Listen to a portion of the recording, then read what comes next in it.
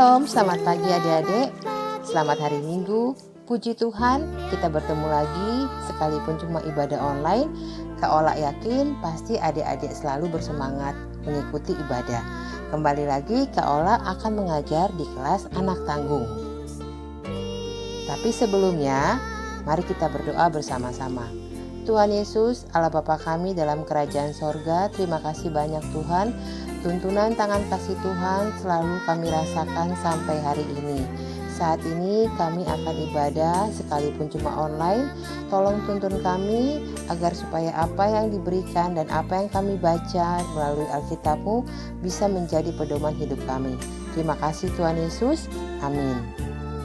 Nah, sekarang adik-adik, kita siapkan Alkitab kita.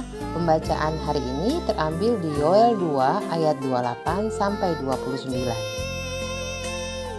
Adik-adik, pembelajaran kita hari ini mengenai roh Tuhan ada padaku. Adik-adik, sekarang kakak mau tanya, ada yang tahu tidak apa itu Roh Kudus? Roh Kudus itu tinggal di mana? Dan bagaimana Roh Kudus itu bekerja dalam kehidupan kita? Belum ada yang tahu? Mari kita belajar bersama-sama ya adik-adik. Di sini dikatakan Roh Kudus adalah roh Tuhan yang ada di dalam diri kita untuk selalu menolong dan mengingatkan kita agar selalu berbuat baik, yaitu perbuatan yang selalu berkenan pada kehendak Tuhan. Seperti apa yaitu? Contoh bagaimana perbuatan yang selalu berkenan dengan kehendak Allah, yaitu kita harus selalu berbuat baik kepada siapa saja. Yang jelas pasti kepada kakak, kepada adik, kepada orang tua, kepada oma opa, kepada teman-teman sekitar kita, dan mau selalu menolong kepada teman-teman kita yang berkesusahan. Itu adalah kehendak Roh Kudus agar supaya kita selalu berbuat baik adik-adik.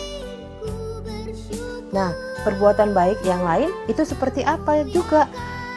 Misalnya nih, kalau seandainya keadaan sudah normal, sudah tidak ada lagi pandemi COVID, kita harus rajin ke gereja, kita harus rajin beribadah di sekolah minggu, kita harus rajin berdoa kepada Tuhan untuk mengucap syukur, kita harus rajin membaca Alkitab.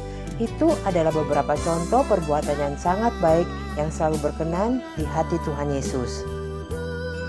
Dan apabila kita berbuat yang tidak sesuai dengan kehendak Tuhan, Roh Kudus akan menegur kita.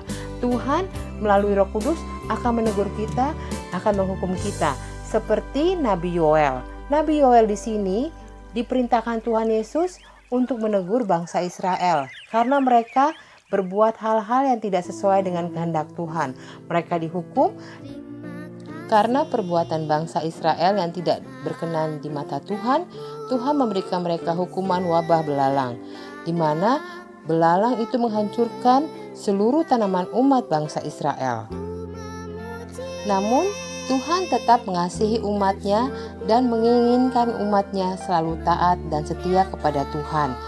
Jika umatnya bertobat lalu taat kepada Tuhan, maka Tuhan Yesus berjanji untuk memberikan roh-Nya ke dalam hidup umat Tuhan. Umat Tuhan tuh ya kita-kita ini adik-adik, mulai dari anak-anak sampai orang tua, sehingga umat Tuhan selalu berbuat baik.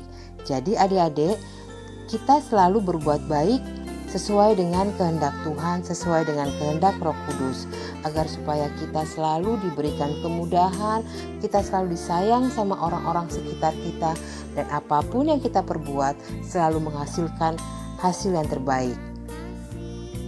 Marilah adik-adik, dimanapun kita berada, kita harus memberikan yang terbaik. Tunjukkan bahwa anak Tuhan adalah anak-anak yang penuh kasih sayang, sehingga dimanapun kita berada menjadi berkat bagi orang lain.